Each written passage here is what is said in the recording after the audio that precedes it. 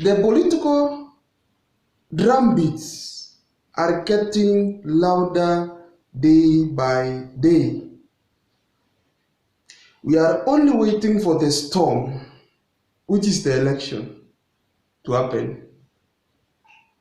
Therefore, in this video, I want to explain to you what will make or break William Ruto this year. So before we go into what will make or break William Ruto, then we need to understand some things here. That William Ruto is the sitting deputy president of the Republic of Kenya.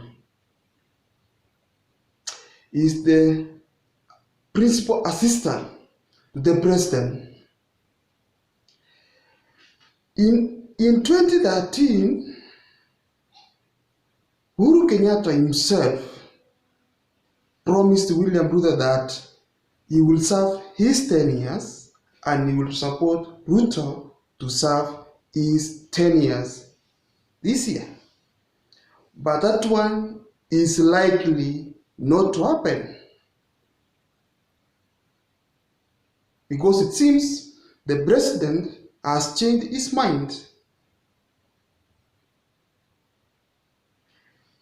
The second thing we need to note is that William Ruto started campaigning in 2017, immediately after the disputed presidential election. Remember, in 2013, the Supreme Court of this country nullified the election of President Uhuru Kenyatta. And the Chief Justice, then the retired Chief Justice Maraka, made it clear that the election of 2017 was null and void, and that election is a process, not an event. So since after the repeated 2017 election, on March 9th, 2018, at the doorsteps or the stairs of Harambee House, there emerged two people, Uhuru Kenyatta and Raila Odinga.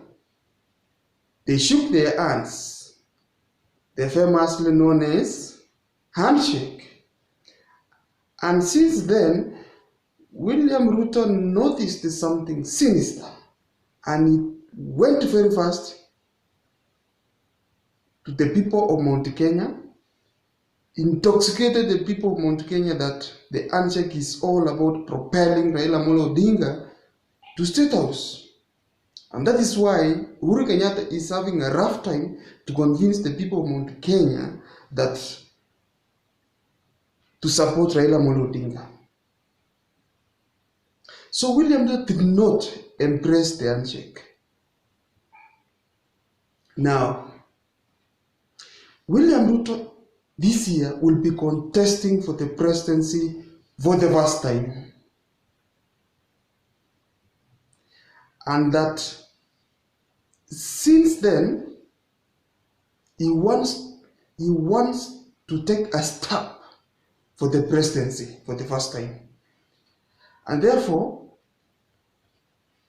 as we have been seeing, William Ruto is making in everything, using his resources, using his might, his power to make sure he wins this year's election. But as we know, me and you knows very well that William Ruto is a front runner in this election. The latest opinion polls shows that William Ruto is ahead of Raila Odinga at 46% for William Ruto and 26 or 27% for Raila Odinga or the Azimio candidate. And according to Article 136, 137, and 138, especially Article 138, subsection 4, subsection A and B, it says that for you to be declared the President of the Republic of Kenya, then you need to garner 50% of the total votes casted plus 1/4. B says you must garner at least 25% in 24 counties. Very clear, Article 138, subsection 4, A and B. Now, what are the things which will make or break William Ruto this year? But before I go into all the details, please, if you're watching the channel for the first time, kindly subscribe. And I want to thank the subscribers for supporting the channel. So far, we are doing very well. At 161, it's a good number. Now, let us keep going. Number one is the running mate choice. Running mate choice is giving William Ruto a sleepless night. Will he choose Rigathi Gachagua or Alice Wahome? Remember, it is a must that the running mate for William Ruto should come from Mount Kenya. That is a slot reserved for Mount Kenya, not even Musalia or Weta. So if he chooses the running mate well, he is likely to win the presidency this year. But if he chooses the wrong running mate, then it will be a problem to William Ruto.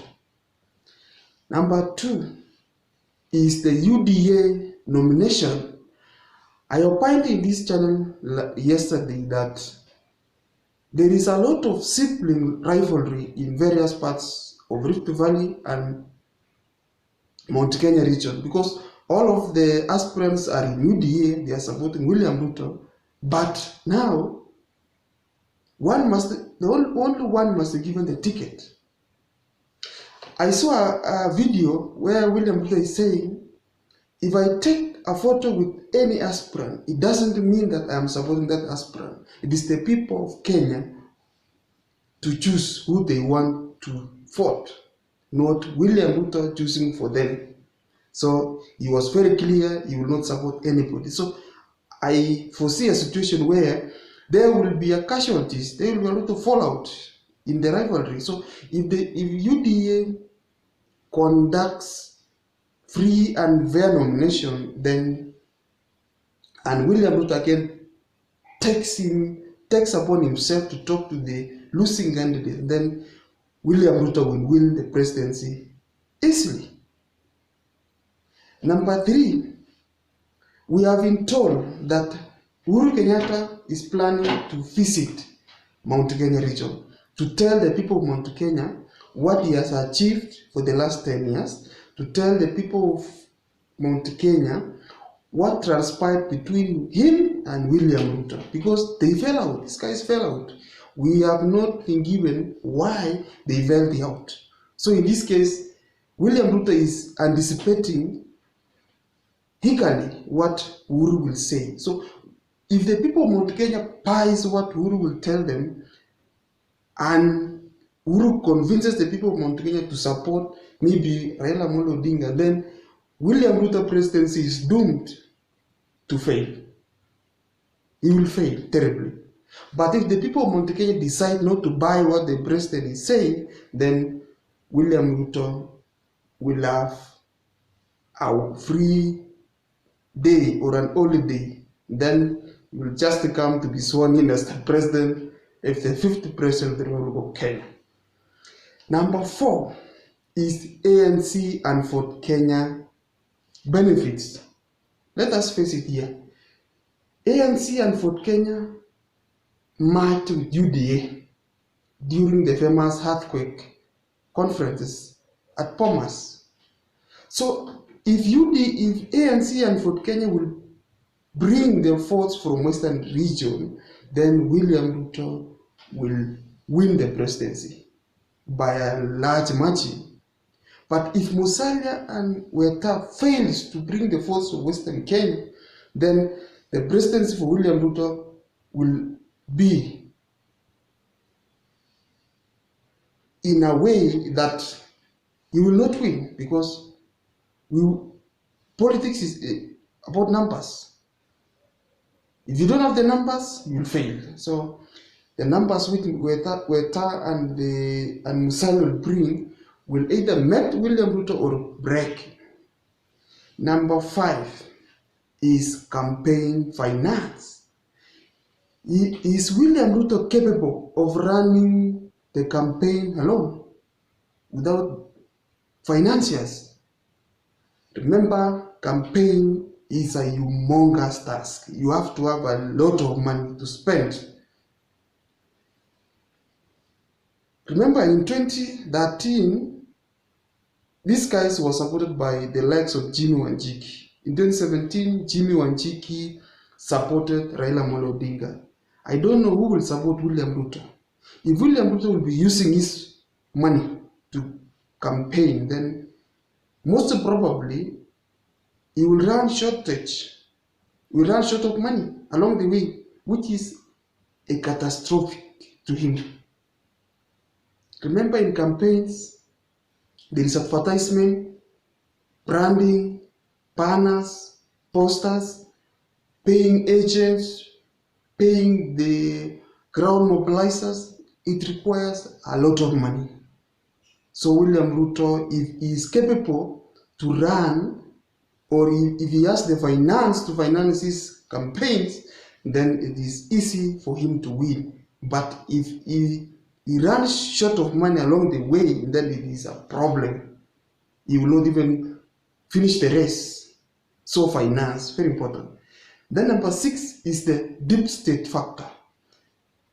I know you don't believe there is a deep state, but if William Ruto manages to maneuver or coil around the deep state and defeat the deep state, then William Ruto will win. Remember, William Ruto is the popular candidate as we speak. Is the popular candidate as we speak. And if election were to be held today, William Ruto will win first round. Very important. But because, as Uhuru said, election is campaign is a marathon. Sorry, it is a marathon. Politics is marathon. Then let us see what happens. But if William Ruto thwarts or defeats the deep state, then he will be in the State House by 10 August 2022 this year. Finally, the last thing, number 7, is Raila Project TAC. If Raila Project TAC will be capitalized by William Ruto and tell the people of Kenya that Raila is Uhuru's project or Uhuru's puppet, so that Uhuru wants to be in government but behind the scenes.